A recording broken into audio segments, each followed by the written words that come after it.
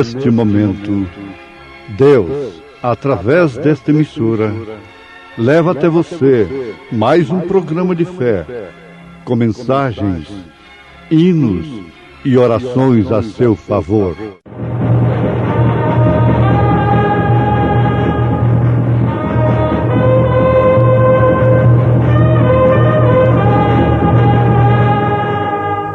Fé para vencer.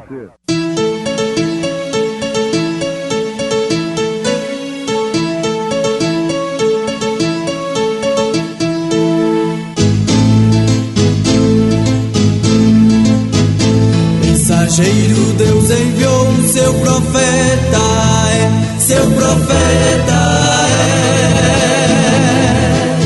é. Este som de alarido retumbando está, retumbando está. E as águias de Deus, e as águias de Deus já voando estão, já voando estão. William Branham foi seu nome e Deus foi com ele, e Deus foi com ele. E a coluna de fogo sempre lhe seguiu, sempre lhe seguiu. A palavra ele pregou, a palavra ele pregou com fidelidade. Mas se andarmos na luz, como ele na luz está, temos comunhão uns com os outros, e o sangue de Jesus Cristo, seu Filho, nos purifica de todo pecado.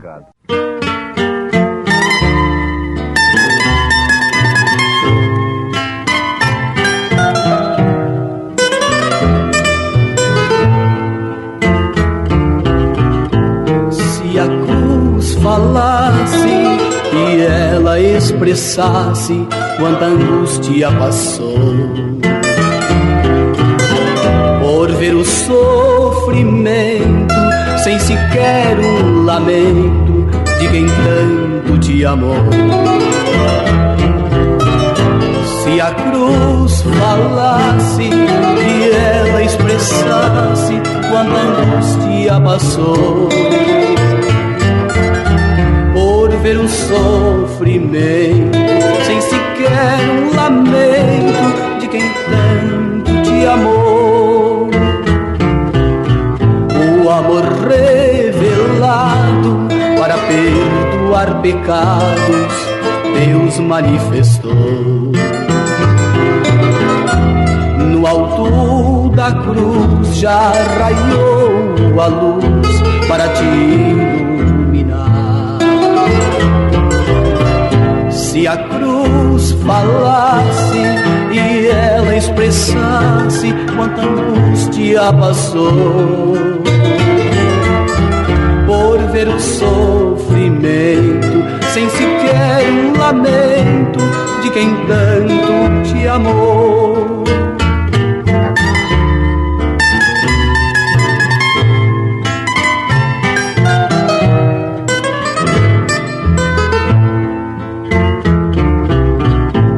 A cruz, a caneta que escreveu com sangue a tua salvação.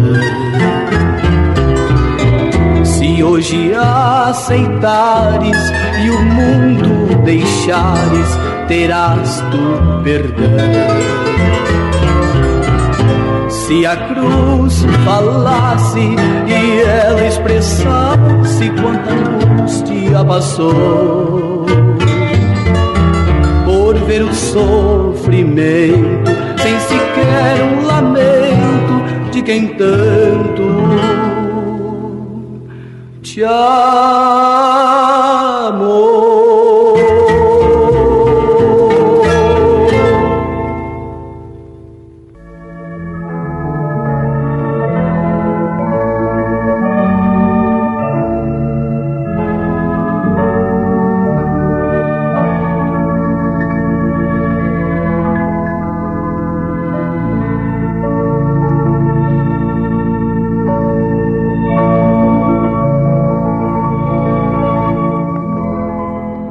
Até que Moisés disse ao povo para matar o cordeiro sem mácula e expor o sangue nos umbrais das suas portas.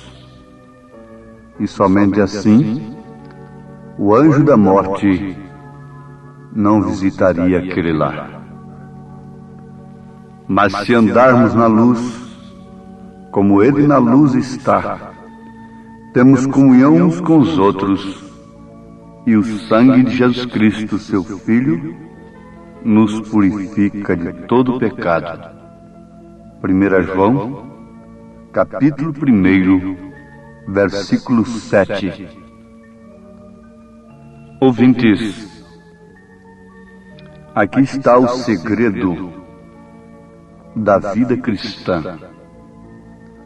Aqui está o segredo da vitória sobre o pecado.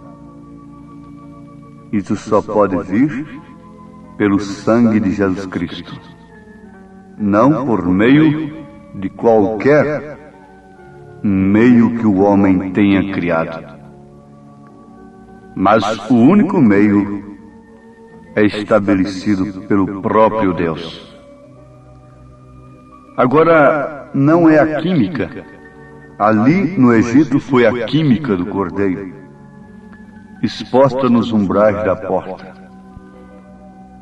Aqui, conosco, não é propriamente a química, mas é a vida que estava naquele sangue, que nos traz a fé perfeita no sacrifício de Jesus Cristo, e então pelo qual nós somos libertados dos nossos pecados.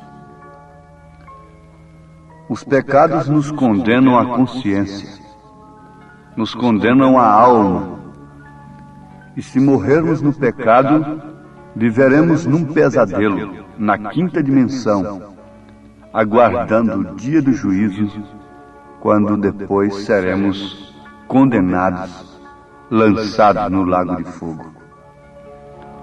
Desde que o pecado condena a alma, a consciência, então, o que vem a acontecer quando o homem deposita pelo Espírito Santo fé perfeita no sacrifício de Jesus? Todo peso, todo pecado é desfeito na sua consciência, na sua alma. E desde então, a sua alma, bem como a sua consciência, não aceita mais aquilo que contraria a palavra de Deus. E por isso, aquele homem passa a viver como cristão, se é que a sua fé no sacrifício de Jesus foi inspirada pelo próprio Espírito Santo. Então, que ele tenha sido o homem mais perdido do mundo. Ele anda de frontes erguidas. Olhando para trás, ele vê não a sua vida pregressa, a sua vida de pecado, mas sim o sacrifício de Jesus. Olhando no presente, ele vê Cristo em si sofrendo, enfrentando o demônio através da palavra. Olhando para o futuro, ele enxerga todas as promessas do Senhor além da cortina do tempo, além deste horizonte terreno, da visão terrena. Ele contempla as bodas do Cordeiro e logo o milênio cheio de glória. Isso é a terra prometida, e somente pelo sangue nós podemos sair com vida. Foi assim lá com Israel no Egito.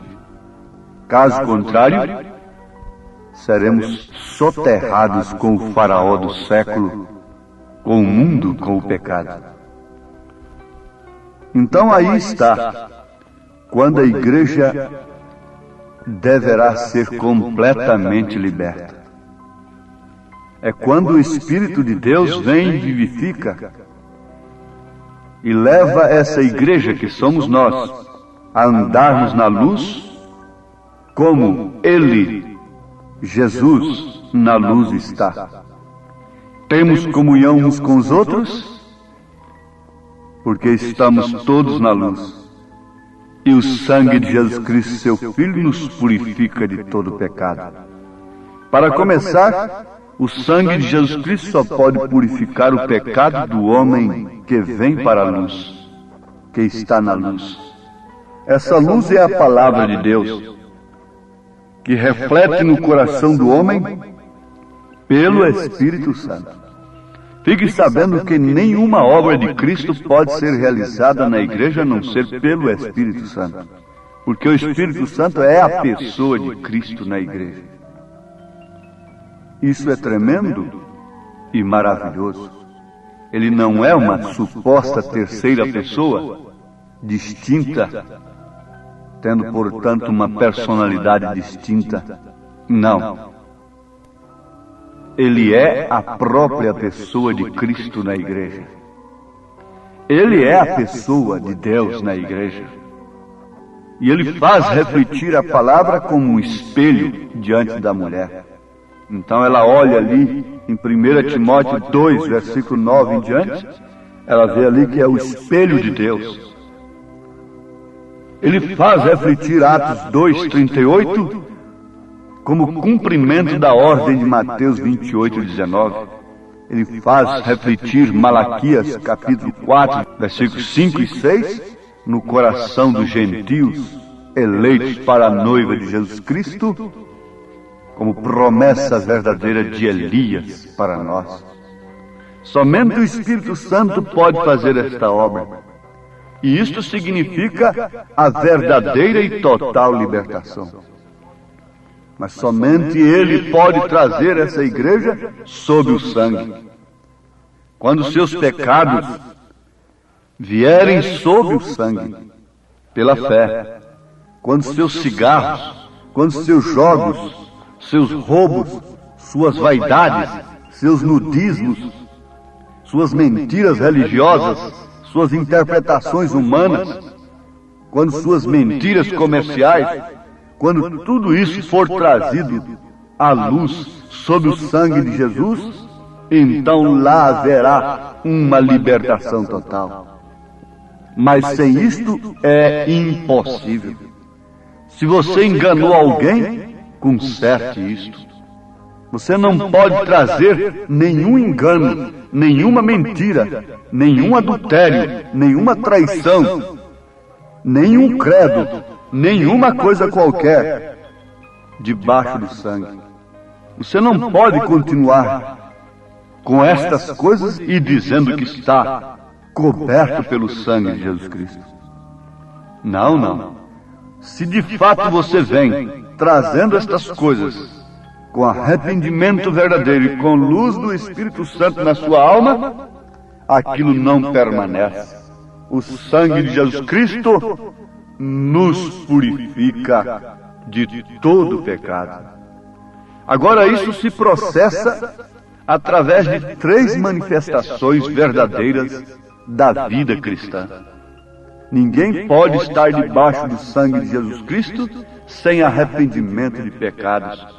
Porque quando ele vem pedir essa cobertura a Deus, arrependido, verdadeiramente arrependido, não com a concepção errada sobre o pecado, porque a concepção geral do mundo religioso sobre o pecado é uma concepção errada. Então, nada é pecado mais, segundo a concepção religiosa. Mas aqui está, quando o Espírito Santo lhe dá a verdadeira concepção do que é pecado, e você vem nesse estado deplorável, arrependido, chorando amargamente, e busca a cobertura de Deus, então que você vai sentir logo, abrigado pelo sangue de Jesus Cristo, porque este é o único meio pelo qual o homem pode ficar livre da ira do inferno. Aí então o sangue de Jesus Cristo, seu Filho, nos purifica de todo pecado. Então a primeira coisa a ser resolvida no tocante à vida espiritual é o problema do pecado. Porque ele é o obstáculo que, enquanto permanece na alma, faz separação entre o homem e Deus. Vejam o que diz Isaías, no capítulo 59 de seu livro, versículo 2. Mas as vossas iniquidades fazem separação entre vós e o vosso Deus, e os vossos pecados encobrem o seu rosto de vós, para que vos não ouça.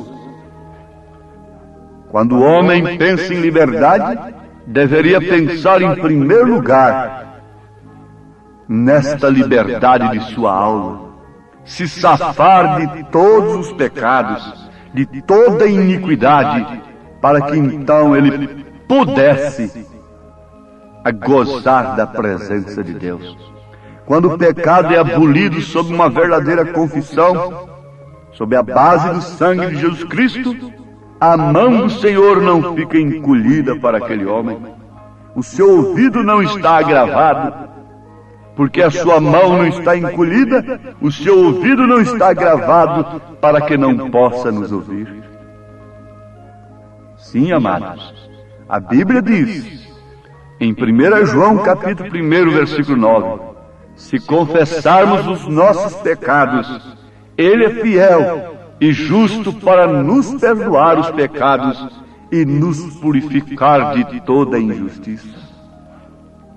O pecado poderá ter descido às profundezas da alma, mas mesmo assim o sangue de Jesus pode extirpá-lo dali, purificando completamente o coração, porque a palavra afirma: o sangue de Jesus Cristo, seu Filho, nos purifica de todo pecado.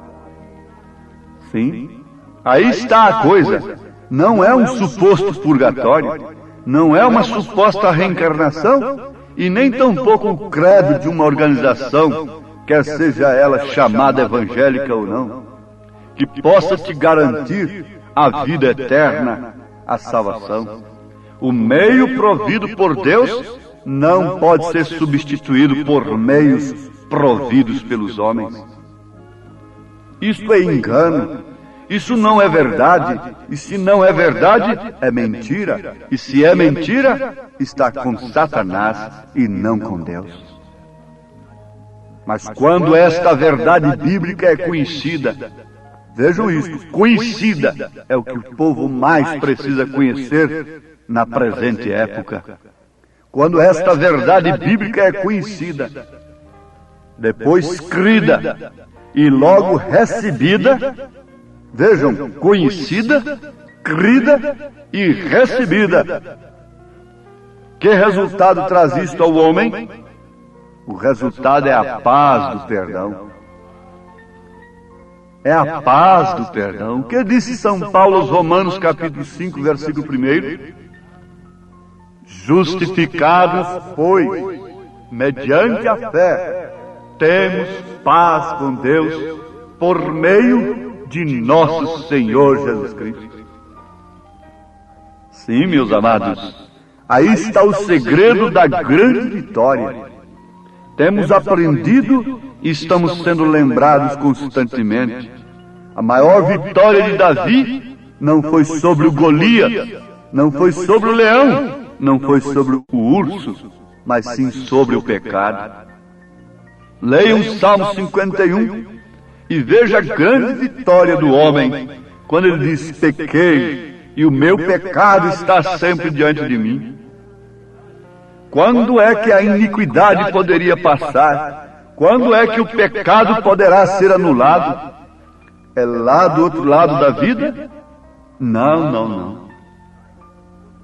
É depois que cai no suposto purgatório, através de rezas e tantas coisas, recomendações? Tampouco.